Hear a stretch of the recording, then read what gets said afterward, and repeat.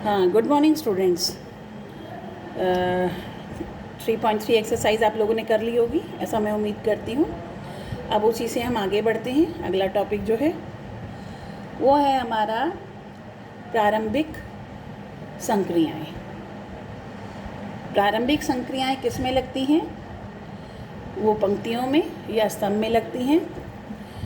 तो इसी में बता रही थी, प्रारंभिक पंक्ति रूपांतरण होता है या प्रारंभिक पंक्ति संक्रियाएं भी कहा जा सकता है, या फिर प्रारंभिक स्तंभ रूपांतरण। तो कुल मिलाकर पंक्तियों में रूपांतरण किया जा सकता है और स्तंभ में रूपांतरण किया जा सकता है या संक्रियाएं की जा सकती हैं।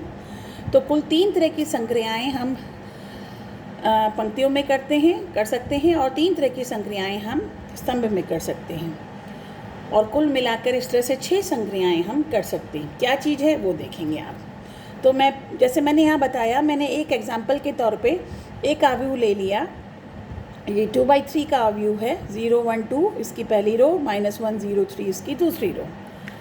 तो इसमें क्या क्या पंक्ति रूपांतरण अगर हम लगाते हैं तो कैसे कैसे लग सकता है। तो मैं पहले पंक्ति रूपांतरण की बात कर रही हूँ, जिसे हम प्रारंभिक पंक्ति संक्रियाएं अथवा प्रारंभिक पंक्ति रूपांतरण के नाम से जाना जाता है। Elementary row transformation, elementary row transformation मतलब रूपांतरण, ऑपरेशन मतलब संक्रियाएं। तो ये जो पहला मैंने जैसे आपको एरो बना के दिखाया कि R1 और ये दोनों तरफ एरो विद R2, इसका क्या मतलब होता है कि पहली रो और दूसरी रो आपस में इंटरचेंज, आपस में एक दूसरे को स्थानांतरित कर देती हैं। यानी अगर ये ऑपरेशन मैं इसमें लगा रही हूँ, मैंने ये आव्यूह लिखा हुआ था और मैं उसके बाद लिखती हूँ R1 रिप्लेसेस R2 और इंटरचेंज, ये रिप्लेसेस भी नहीं है, सही शब्द इसके लिए है R1 इंटरचेंज विद R2, यानी R1 और R2 आपस में एक दूसरे की जगह बदल रहे हैं। तो जो नया आव्यूह बनकर आएगा वो A ही होगा और वो -1 0 3 0 1 2। तो इस तरह से हम उसमें कोई भी पंक्ति का रूपांतरण किया जा सकता है ज़रूरत पड़ने पर, यानी एक रो को दूसरे रो से बदला जा सकता है। इसी प्रकार अगर ये स्तंभ की बात होती, मान लीजिए मैं कहती हूँ C1 is replaced by C3, तो इसी वाले में यानी C1 और C3 को आपस में मतलब इंटरचेंज कर रहे हैं, एक दूसरे से प्रतिस्थापित कर रहे हैं। तो जो पहले वाला कॉलम तीसरा बन जाएगा, तीसरे वाला कॉलम पहला बन जाएगा। तो ये बन जाएगा 2 3 और तीसरे वाला बन जाएगा 0 -1 और दूसरे वाला अनटच्ड रहेगा, इसे छुआ नहीं है। तो ये ऐसे की ऐसे रहेगा जैसे पहले था। तो ये जो साइन मैंने बताया था बेसिकली ये इम्पॉर्टेंट है कि R1 यानी कोई भी दो रो यानी पंक्तियाँ आपस में अपने स्थान को परिवर्तित कर सकती हैं, और होंगी तो पूरी की पूरी रो एक साथ होंगी। ऐसा नहीं कि उसके कुछ एलिमेंट ट्रांसफ़र हो गए, कुछ एलिमेंट नहीं हुए, ऐसा नहीं हो सकता। जो होगा तो पूरी की पूरी रो एक दूसरे से इंटरचेंज करेगी। इसी तरह से यहाँ हमने देखा कि पहला और तीसरा कॉलम बदलना था, तो वो हमने पूरा कॉलम तीसरे वाला पहले वाले से बदल दिया। इसके बाद दूसरा जो प्रॉपर्टी ये है कि हम किसी भी रो को रिप्लेस कर सकते हैं उसी रो में कुछ मल्टीप्लाई करके। मान लीजिए मुझे पहली रो में 2 मल्टीप्लाई करना है किसी कारण से, तो मैं इसको लिखूंगी R1 इज़ रिप्लेस्ड बाई, अब यहाँ एरो देखो, ये एरो सिंगल एरो है, यानी R1 का रूपांतरण हो रहा है किससे? 2 गुना R1 से। तो अगर ये अप्लाई करती हूँ तो ये क्या बन जाएगा? ये बन जाएगा -2 0 3 2 6। दूसरे में हमने कुछ नहीं किया, तो सिर्फ पहली रो में किया, तो ये पहले के साथ इस तरह से संख्या मतलब पंक्ति चेंज हो जाएगा। यही काम हम कॉलम के साथ भी कर सकते हैं। कॉलम के साथ मान लो मैं कह रही हूँ कि C2 को रिप्लेस कर रही हूँ 1/5 C2 से, तो ये काम किया जा सकता है डेफिनेटली। अवयव अलग होगा, लेकिन कोई भी ऑपरेशन अगर हम कर रहे हैं किसी रीज़न से तो वो किया जा सकता है। तो ये पहला कॉलम नहीं छुआ, दूसरे कॉलम को 5 से भाग दिया तो ये 1/5 और ये 0/5 यानी 0, और तीसरे कॉलम यथावत रहेगा क्योंकि हमने सिर्फ दूसरे कॉलम को बदला है। किससे? दूसरी यानी कहने का मतलब जिस भी रो को बदल रहे हैं उसी में ही मल्टीप्लाई करके या डिवाइड करके हम बदल सकते हैं। प्लस या माइनस यहाँ संभव नहीं है। यहाँ ऐसा नहीं हो सकता R1 is replace by 2 + R1, no, this is not possible here. तो इस तरह से ये दूसरी प्रॉपर्टी थी। फिर आइए तीसरी प्रॉपर्टी इस तरह से है कि हम किसी रो या कॉलम को, मान लो मैं R1 को बदल रही हूँ और मैं R1 को बदल रही हूँ R1 + 2R2, यानी R1 को हटाया कैसे? R1 में 2 गुना R2 को जोड़कर। अब 2 रोज़ को अगर आप जोड़ रहे हो तो किस तरह से जोड़ोगे कि जो उनके संगत एलिमेंट्स हैं वो जोड़ेंगे। मान लो अगर ये अप्लाई करती हूँ मैं और आपका ये वाला आपका अवयव A था, अगर मैं इसी पे ये लगाती हूँ तो R1 is replaced by R1 + 2R2। इसका मतलब अगर ये मैं लगाती हूँ तो इसके बाद अब अवयव बन के क्या आएगा? दूसरी रो को नहीं छेड़ा तो दूसरी रो तो हमारी ऐसी की ऐसी ही रहेगी। और R1 किससे रिप्लेस हो रहा है? R1 + 2 गुना R2, यानी 0 + 2 × -1 यानी 0 - 2, यानी यहाँ आएगा -2। फिर ये है 1 + 2 गुना 0, ये रह जाएगा 1, और ये हो गया 2 + 2 गुना 3 यानी 6 + 2 यानी 8। तो इस तरह से हम इसमें रूपांतरण कर सकते हैं, यानी आप अवयव में इस तरह के ऑपरेशंस आपस में लगा सकते हैं। यही बात आपकी कॉलम पे सिद्ध होती है। इसी तरह से मान लो मैं किसी भी कॉलम को, यहाँ 3 कॉलम हमारे पास है, मान लो मैं कह रही हूँ C2 is replaced by C1 + C2 + C3, तीनों को ऐड कर रही हूँ। तो पहले और दूसरे कॉलम में हमने कोई परिवर्तन नहीं किया, परंतु तीसरा वाला कॉलम जो है वो तीनों कॉलम के योग से परिवर्तित हुआ। तो ये हो गया 2 + 1/5, अगर मैं यहाँ लगा रही हूँ ये, तो ये हो गया 2 + 1/5 + 0, तो ये हो गया 5 दूनी 10 यानी 11/5, और ये हो गया 3 + 0 + -1, तो ये रह गया 2। तो इस तरह के ऑपरेशन यहाँ कैसे लगाएंगे, क्यों लगाएंगे, ये बात का मुद्दा है। मेन चीज़ ये है कि क्या हम ये ऑपरेशंस लगा सकते हैं। तो कभी भी हमें पंक्तियों में कोई प्रारंभिक रूपांतरण करना हो या फिर कॉलम में कोई प्रारंभिक रूपांतरण करना हो तो हम इन 3 तरह से ये काम किया जा सकता है, यानी किन्हीं भी 2 रो को आपस में बदला जा सकता है, या किन्हीं भी 2 रो को आपस में इंटरचेंज किया जा सकता है, या फिर कोई भी रो रिप्लेस की जा सकती है किसी भी अदिश संख्या से गुणा करते हुए। इसी तरह से कोई भी कॉलम रिप्लेस किया जा सकता है, यानी उसकी जगह लिखा जा सकता है उसी कॉलम में कुछ गुणा करके या किसी चीज़ से डिवाइड करके, भाग देकर, या फिर कोई भी रो या कॉलम को हम रिप्लेस कर सकते हैं, हटा सकते हैं उसी रो में किसी दूसरी रो को जोड़ते हुए या दूसरी रो में कुछ गुणा करके फिर जोड़ते हुए, एंड सो ऑन। तो इस तरह के कार्यक्रम जो हम कर सकते हैं इनको हम कहते हैं प्रारंभिक रूपांतरण, और अगर ये पंक्ति में हो रहा है तो कहलाता है प्रारंभिक पंक्ति रूपांतरण, और अगर ये स्तंभ में लगा रहे हैं तो प्रारंभिक स्तंभ रूपांतरण। तो ये आपका बेसिकली कंसेप्ट हुआ आपका प्रारंभिक रूपांतरण के बारे में।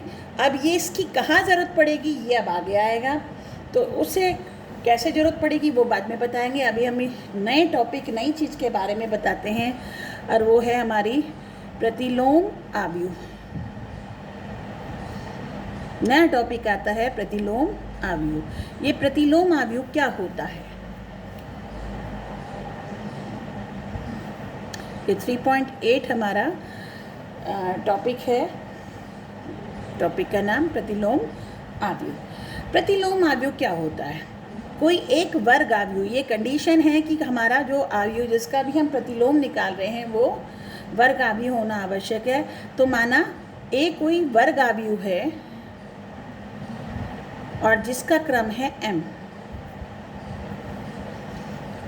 और एक b m क्रम की एक वर्ग आव्यूह अगर हम ढूंढ लेते हैं, और फ़ायदा ये होता है ढूंढने का मतलब इस तरह से ढूंढ लेते हैं कि a गुणा b और b गुणा a दोनों की दोनों संभव है, क्योंकि दोनों वर्ग आव्यूह है, इसलिए ab भी संभव है और ba भी संभव है, क्योंकि दोनों का पंक्तियाँ और स्तंभों की संख्या बराबर है। तो जब पंक्तियों और स्तंभों की संख्या बराबर होता है तो a और इंटू बी और b इंटू a दोनों संभव है। हाँ, पर यह ज़रूरी नहीं है कि हर बार a b और b a दोनों बराबर आएँ, लेकिन अगर ये संभव है कि ए बी का मान भी और बी ए का मान भी आई यानी इकाई आव्यूह के बराबर होता है या तत्समक आव्यूह के बराबर होता है, इकाई आव्यूह या तत्समक आव्यूह, तत्समक मैंने बताया था, आव्यूह या इकाई भी नाम होता है इसका। क्या होता है? तत्समक आव्यूह या आई वो वर्ग आव्यूह होता है जिसकी विकर्ण तो 1 1 1 होते हैं और बाकी सारे एलिमेंट्स क्या होते हैं? 0 होते हैं। ठीक है, सो इस तरह के आव्यूह को हम इकाई आव्यूह कहते हैं। तो हाँ, अगर इस तरह की कंडीशन यानी एक वर्ग आव्यूह हमें दिया है और अगर संभव हुआ कि हम b एक ऐसा आव्यूह वर्ग आव्यूह इसी ऑर्डर का इसी क्रम का ढूंढ पाएँ ताकि a गुणा b और b गुणा a दोनों को जब करें, इधर से भी और इधर से भी, ये होता है दायां गुणनफल, ये कहलाता है बायां गुणनफल। दोनों का गुणनफल यदि i के बराबर होता है तब b a का प्रतिलोम आव्यूह कहलाता है। तो ये आपका प्रतिलोम आव्यूह के बारे में कंडीशन थी। अब इसी पर कुछ थ्योरम है आपकी किताब में दी हुई है और इसको रिप्रेजेंट करने का तरीका या लिखने का तरीका, a का प्रतिलोम कहलाएगा a इनवर्स, इनवर्स हम कहते हैं, ये a की पावर -1 कह लो या प्रतिलोम आव्यूह कह लो या इनवर्स कह लो, इनवर्स ऑफ a यानी a इनवर्स किसके बराबर होगा? b। तो ये जो b है a का प्रतिलोम, और प्रतिलोम को किससे रिप्रेजेंट करेंगे? a की घात -1, इसे ही इनवर्स कहते हैं। तो a का इनवर्स हुआ हमारा b के बराबर। तो ये हमारा डेफिनेशन होती है किसकी? प्रतिलोम आव्यूह की। अब इसकी थ्योरम है हमारे पास, उसके बारे में पढ़ेंगे। चलिए, अब जो पहली थ्योरम है वो ये कहता है कि अगर एक आव्यूह एक वर्ग आव्यूह a है जिसका क्रम m है और इसका प्रतिलोम एग्जिस्ट करता है यानी इसका प्रतिलोम है, तो यह यूनिक होगा यानी अद्वितीय होगा। ये थ्योरम ये कहती है कि ऐसा नहीं है कि a का अगर मान लो ए बी बराबर आई और बी ए बराबर भी आई आ रहा है तो डेफिनेटली बी ए का आव्यूह हो गया, मान लिया, लेकिन ऐसे और भी आव्यूह ढूंढे जा सकते हैं या नहीं? तो ये थ्योरम ये कहती है नहीं, और आव्यूह नहीं ढूंढे जा सकते। ए का प्रतिलोम सिर्फ अगर बी यहाँ अगर बी इस तरह की कंडीशन दे रहा है तो बी ही इसका प्रतिलोम आव्यूह होगा, कोई और दूसरा आव्यूह इसका प्रतिलोम नहीं होगा। कहने का मतलब किसी भी आव्यूह का प्रतिलोम अद्वितीय नहीं होता। अब इस बात को यहाँ प्रूव करते हैं। तो इस थ्योरम को ये थ्योरम ये कहती है कि यूनिकनेस ऑफ इनवर्स यानी प्रतिलोम की अद्वितीयता, ये प्रतिलोम आव्यूह की अद्वितीयता मतलब किसी भी अवयव का जो प्रतिलोम है वह अद्वितीय होता है, यानी दो अवयव प्रतिलोम नहीं हो सकते एक ही अवयव के। तो इस थ्योरम को अगर सिद्ध करने की बात आती है तो इसको हम कॉन्ट्राडिक्शन मेथड से करते हैं। कॉन्ट्राडिक्शन मेथड क्या कहता है कि हम कहते हैं माना नहीं इसके दो हैं, यानी माना ए अवयव के एक से ज़्यादा प्रतिलोम है। हम ये मान के चलते हैं ए के एक से ज़्यादा प्रतिलोम हैं। माना वे प्रतिलोम होंगे बी तथा सी, यानी बी भी ए का प्रतिलोम है और सी भी ए का प्रतिलोम है। तो इस हिसाब से ए बी बराबर आई बराबर बी ए होगा और बी सी ए सी बराबर आई बराबर सी होगा, यानी हम ये मान के चल रहे हैं ऐसा ये संभव है। ठीक है बेटे, अब हम क्या करते हैं, इसको सिद्ध करते हैं, इस चीज़ को चेक करते हैं क्या ऐसा संभव है या नहीं है। तो ये दोनों की दोनों इक्वेशंस हमें गिवन हैं, क्योंकि ये हम मान के चले हैं कि इसके दो प्रतिलोम हैं। अब हम कहते हैं बी लेते हैं। बी को लिखा जा सकता है, बी को लिखा जा सकता है बी गुणा आई, यानी बी आई। आई क्या होता है, इकाई अवयव, और इकाई अवयव से उसी ऑर्डर में बी का जो ऑर्डर है क्रम है, उसी क्रम की अगर आई आपका इकाई अवयव है तो इकाई ऐसा अवयव होता है जब वो किसी भी अवयव से गुणा करेगा तो उस पर रिजल्ट पे प्रभाव नहीं पड़ेगा, वो अवयव वैसा कि वैसा रहेगा, और इसीलिए इसका नाम इकाई अवयव पड़ता है। जैसे वन संख्या, वन ऐसी होती है कि वो किसी भी संख्या से जब गुणा करे तो संख्या पे प्रभाव नहीं पड़ता, यानी एक जब 5 से गुणा होती है तो 5 ही रहती है, एक -10 से गुणा होती है तो -10 ही रहती है। तो इसी तरह से बी को लिखा जा सकता है बी गुणा आई, यानी बी आई। और अब समीकरण सेकंड की मदद से, समीकरण सेकंड की मदद से मैं बी आई को लिख रही हूँ, आई की जगह लिख रही हूँ ए सी, तो इसकी जगह लिख रही हूँ मैं बी और आई की जगह लिख रही हूँ ए सी। मैंने पहले भी बताया था कि अगर संभव है तीन अवयवों का गुणनफल संभव है तो साहचर्य नियम से B A C can be written as B A गुणा सी, यानी ये कौन सा नियम लगाया हमने, साहचर्य नियम। और अब बी किसके बराबर है, आई के बराबर है। समीकरण 1 से यहाँ से देख रहे हो बी ए की जगह मैंने आई लिख दिया, तो ये सी और आई गुणा सी, यानी आई भी इकाई अवयव, इकाई से जो भी अवयव गुणा होगा तो वो अवयव खुद बराबर होगा। तो हमने देखा तो इस तरह से बी किसके बराबर आ गया, सी, यानी हम जो दो अलग अलग मान के चले थे, दो अवयवों को अलग अलग मान के चले थे, जो दोनों की दोनों एक एक प्रतिलोम थे, हमने उसे सिद्ध कर दिया वास्तव में वो दो अलग अलग नहीं परंतु बराबर है। तो इससे ये सिद्ध हुआ कि किसी भी अवयव के दो प्रतिलोम संभव नहीं है, सिर्फ और सिर्फ एक ही प्रतिलोम होता है।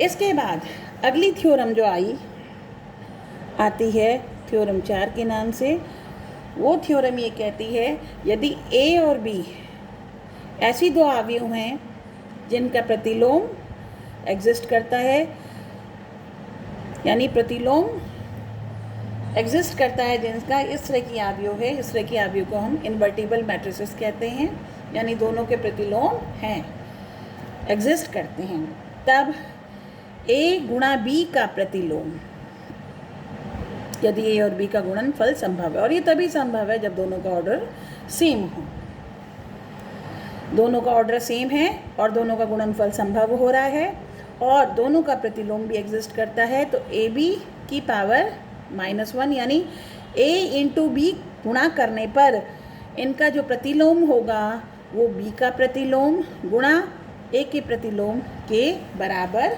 होगा। तो ये काफ़ी इम्पोर्टेंट आपका टॉपिक है और आपको ये दिखाना है कि ए बी का इन्वर्स बराबर बी का इन्वर्स गुणा ए इन्वर्स। ये वाला क्वेश्चन इस साल बोर्ड में भी पूछा गया था, ये वाला प्रूफ। तो इसलिए थ्योरम्स को आप एक साइड नहीं रखेंगे, बल्कि बोर्ड 2020 में ये पूछा गया था। ये क्वेश्चन शायद 4 नंबर का ये क्वेश्चन था या 2 नंबर का क्वेश्चन था, मुझे याद नहीं है, पर ये क्वेश्चन पूछा गया था। तो इस क्वेश्चन को कैसे करना है, यानी ए बी का मतलब एक सिंगल अवयव हो गया। तो अगर मैं ए बी को x मान लूँ तो x का जो इन्वर्स है वो कितना होगा, बी इन्वर्स गुणा ए इन्वर्स, ये हमें सिद्ध करके लाना। तो इसको कैसे किया जाएगा वो आप देखेंगे। हम जानते हैं कि अगर ए बी का इन्वर्स एग्जिस्ट कर रहा है तो इसके बराबर होगा, ये हमें दिखाना है। तो ए बी यानी x का इन्वर्स, अगर x इन्वर्स होता है तो x इंटू एक्स इन्वर्स किसके बराबर होगा, i के बराबर में। क्लियर हुआ। तो x का मतलब हुआ ए बी और इसका इन्वर्स का मतलब ए बी इन्वर्स किसके बराबर होगा, i के। ठीक है। तो अब हम देख रहे हैं ये एक हमारा समीकरण है। इस समीकरण में दोनों तरफ मैं a इन्वर्स से गुणा करती हूँ। हम जानते हैं जब a एक प्रतिलोम अवयव है, इसका मतलब a का प्रतिलोम a इन्वर्स और a का गुणनफल किसके बराबर होगा, i के। इसी तरह से b का प्रतिलोम, यानी ये आपको दिया हुआ है, और इससे b का प्रतिलोम b इन्वर्स होता है तो b इन्वर्स बराबर i होगा और b इन्वर्स b के बराबर होगा। तो ये दोनों समीकरण आपको प्राप्त हैं। तो अब हम यहाँ से स्टार्ट करते हैं, क्योंकि हमें ए बी इन्वर्स ढूंढना है, यानी ए बी का इन्वर्स ढूंढना है। तो अगर ए बी का इन्वर्स ए बी -1 है तो ए बी गुणा ए बी का इन्वर्स कितना होगा, i होगा। अब इस समीकरण में मैं दोनों तरफ ए इन्वर्स से गुणा करती हूँ। तो अगर ये ध्यान रखना है अवयव में, अगर मैंने ये लेफ्ट हैंड साइड से मल्टीप्लाई किया है तो यहाँ भी मैं लेफ्ट हैंड साइड से ही मल्टीप्लाई करूँगी। अब मैं यहाँ साहचर्य नियम लगाती हूँ, a inverse into A into B, A B inverse is equals to A inverse I. Direct कर सकते हैं, ए इन्वर्स इंटू आई, आई से जो भी कुछ गुणा होगा वो, चूँकि इकाई अवयव है तो जब भी इकाई अवयव किसी से गुणा होता है तो वो जिससे गुणा होता है वो ही रह जाता है। आप इसमें चाहो तो नियम ऐसे भी लिख सकते हैं, X I is equals to X. अब ए इन्वर्स से किसके बराबर होता है, आई के। समीकरण 1 से, समीकरण 1 से ऊपर समीकरण 1 मैंने बताया था। Again I into B, B के बराबर, क्योंकि इकाई से जो भी कोई गुणा होगा वो किसके बराबर होगा, आई ख़त्म हो जाता है, ये खुद रह जाता है। अब दोनों तरफ मैं बी इन्वर्स से गुणा करती हूँ, इधर भी और इधर भी। तो बी इन्वर्स बी किसके बराबर हो गया, आई के। आई इंटू ए बी इन्वर्स किसके बराबर हो गया, बी इन्वर्स ए इन्वर्स, और आई इंटू कोई भी अवयव बराबर कोई भी अवयव। और इस तरह से ये जो हमारा रिज़ल्ट है ये सिद्ध होता है कि दो इन्वर्टिबल अवयव, दो अवयव जिनका प्रतिलोम संभव है, ए का प्रतिलोम ए इन्वर्स है, बी का प्रतिलोम बी इन्वर्स है, तो ए इंटू बी दोनों के गुणनफल का प्रतिलोम बराबर होगा बी का प्रतिलोम गुणा ए का प्रतिलोम। तो ये आपकी थ्योरम थी, और इस थ्योरम में ये प्रूफ भी आया था, तो इसका प्रूफ भी अच्छे से याद करेंगे आप लोग, करेंगे, प्रैक्टिस करेंगे इसकी, और जहाँ ज़रूरत पड़ेगी इस थ्योरम का यानी प्रमेय का प्रयोग भी किया जाएगा। अब जब प्रश्न दिया होगा तब इन्वर्स कैसे निकाला जाएगा उसको मैं बताती हूँ। तो इन्वर्स निकालने के कई तरीके हैं और आपकी किताब में कई तरीके दे रखे हैं। यहाँ इस समय जो अभी आपकी नेक्स्ट एक्सरसाइज में जो तरीका बताया गया है वो आप या तो कहा होगा आपको इसमें एलिमेंट्री ट्रांसफॉर्मेशंस करने हैं। एलिमेंट्री यानी प्रारंभिक रूपांतरण, जो मैं अभी बता के आई थी आपको इसी वीडियो में, उन प्रारंभिक रूपांतरणों का प्रयोग करते हुए आपको वो प्रश्नों को हल करना है। अब क्वेश्चन में आपको बताया होगा प्रारंभिक रूपांतरण पंक्ति का करना है या स्तंभ से करने हैं।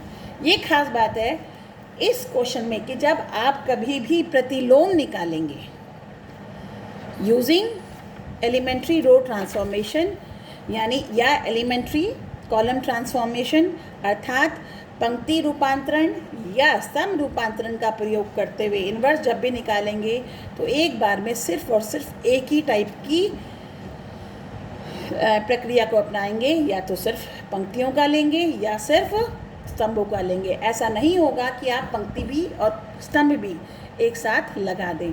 ये बड़ी कॉमन मिस्टेक है और जनरली बच्चे इसे कर देते हैं कि उसी क्वेश्चन में एक बार पंक्ति लगा दी, एक बार रो लगा दिया, तो वो संभव नहीं हो पाएगा और क्वेश्चन बिगड़ेगा।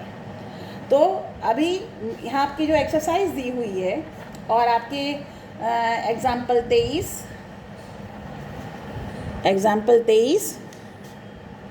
एग्जाम्पल 24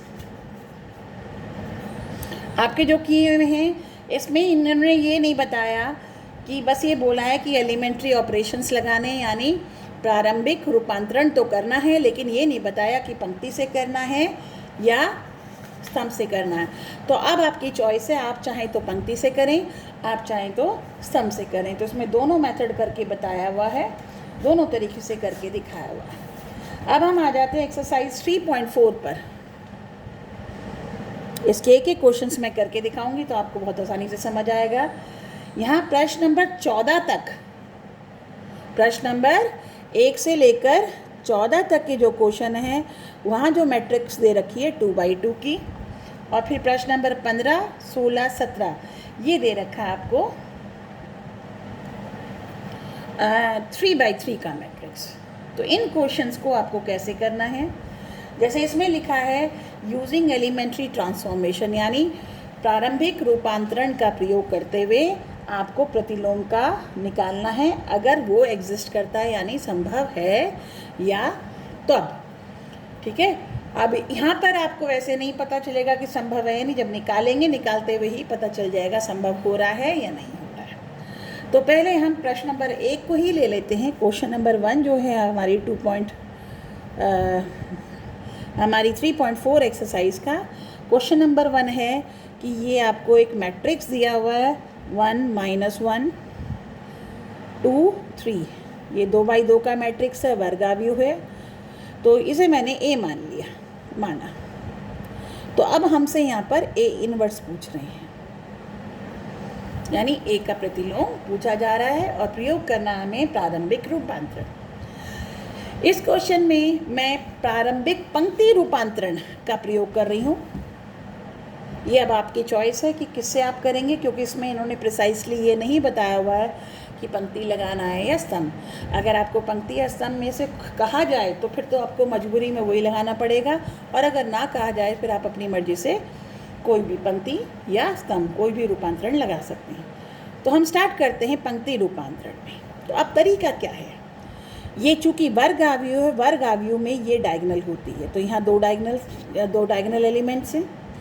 तो पहला काम क्या होता है कि जो हमारा A11 है, डायगोनल एलिमेंट्स ऐसे होते हैं A11, A22, अगर 3x3 का होता तो A33 भी होता। तो डायगोनल एलिमेंट में सबसे पहले A11 जो आता है डायगोनल एलिमेंट यानी विकर्ण का अवयव, इसको हम 1 बनाते हैं। ठीक है, और 1 बनाने का तरीका होता है कि R1 इज़ रिप्लेस्ड बाई, चूँकि यहाँ बाई चांस पहला वाली संख्या जो पहले से ही 1 बनी है तो अब हमें इसे बनाने की ज़रूरत नहीं है। लेकिन मान लीजिए यहाँ पर अगर 2 होता, संख्या 2 होती, तो हम इसे क्या करते, R1 is replaced by R2/2 अगर ऐसा होता तो। लेकिन चूँकि यहाँ पर 2 नहीं है, अगर यहाँ संख्या 2 होती तो हम इसे करते R1 is replaced by R2/2। लेकिन चूँकि यहाँ पर ऑलरेडी पहले से ही ये 1 बना है तो अब हमें यहाँ पर 1 बनाने की ज़रूरत नहीं है। तो तरीका ये है कि पहले ये वाला एलिमेंट जो 2/2 की बात कर रहे हैं इसको 1 बनाना, चूँकि 1 बनाया है, अब इसकी मदद से मुझे सेकंड को रिप्लेस करना है, 0 बनाना है, यानी ये वाला एलिमेंट इसकी मदद से 0 करना है। ठीक है, खैर वो बाद में करेंगे, अभी क्वेश्चन को हम पहले दूसरी तरह से करते हैं। तो ये हमारा ए हो गया। अब मैं इस ए को लिख रही हूँ आई इंटू ए, या इसको दोबारा लिख रही हूँ, इसको लिख रही हूँ ए इंटू आई बराबर है, हम जानते हैं कि आई से अगर ए को गुणा करेंगे तो ए ही आएगा। ठीक है, तो अब हम इसमें क्या करते हैं, बल्कि इसको मैं और ऐसे लिखती हूँ, A is equals to I into A. फ़र्क कोई नहीं पड़ता, बस एक आदत पड़ी हुई है इस तरह से काम करने की। आप इसे ए आई लिख लो, आई ए लिख लो, एक ही बात है, ये हम सब जानते हैं। तो ए का मतलब हुआ 1 - 1 2 3, आई का मतलब हुआ 1 0 0 1, और ये ए ऐसे, इसे हम नहीं छेड़ेंगे। तो इसे करने का तरीका, बेसिकली हम क्या बनाना चाह रहे हैं कि इसको मैं आई बना दूं। अगर इसको आई बनाने के लिए जो काम मैं यहाँ करूँगी तो समीकरण में वही काम इधर करने पड़ेंगे, इसमें या इसमें। इसको मैं छेड़ नहीं रही हूँ, जो भी चेंजेस होंगे आई में होंगे। तो अब पंक्ति रूपांतरणों की सहायता से मैं इसको आई बनाना है और इसको ए बनाना है, इसको आई बनाना है। और जब ये आई के लिए जो भी परिवर्तन हम यहाँ लगाएंगे वही परिवर्तन यहाँ हमारा यहाँ होंगे। इसके बाद ये बन जाएगा आई, चेंज होने के बाद ये आई बन गया, ये कुछ और बन के आएगा, ये वाला मैट्रिक्स चेंजेस होने पर ये ए ऐसे ही रहेगा। और फिर आप ये कहेंगे ए इंटू कोई मैट्रिक्स आव्यू आई के बराबर है, तो ये इसका प्रतिलोम हो गया। तो इस तरह से हम प्रतिलोम फाइंड आउट करेंगे। तो हम देख रहे हैं ये हमने ए लिखा, ये हमने आई लिखा, ये अब हम पंक्ति रूपांतरण इस तरह से करेंगे कि अब मुझे इसको क्या बनाना है, आई बनाना है, यानी ये 1 बनाना है, ये 1 बनाना है, ये 0 बनाना है, ये 0 बनाना है। और इसका बिल्कुल सेट तरीका ये होता है कि सबसे पहले अब हम इस पे ध्यान देंगे, इस पे ऑपरेशन लगाने पर यहाँ जो चेंजेस होंगे वो यहाँ करते जाएंगे, बाकी इस पे हमें ध्यान नहीं देना, ध्यान इस पे देना। तो हमें पहले इसको 1 बनाना है, फिर इसकी मदद से इसको 0 बनाना है। जब ये 1 और ये 0 हो जाए तो फिर इस वाली रो में इसको 1 बनाना है, क्योंकि जब इसको 1 बनाएंगे तो इसको भाग देना पड़ेगा। भाग देने के लिए ये चूँकि 0 होगा तो इस पर कोई परिवर्तन नहीं आएगा। जब ये संख्या बन जाएगी 1, फिर इसकी मदद से हम इसे 0 बनाएंगे। तो कैसे करेंगे ये आप देखेंगे। हम कहते हैं पहले तो R1 तो चूँकि हमारा 1 था ही, तो हमने इसको ऐसे ही कर दिया। अब हम कहते हैं R2 is replaced by R2 minus 2R1। ये काम हम करेंगे यहाँ पर। तो आप देखो R2 रिप्लेस कर रहे हैं,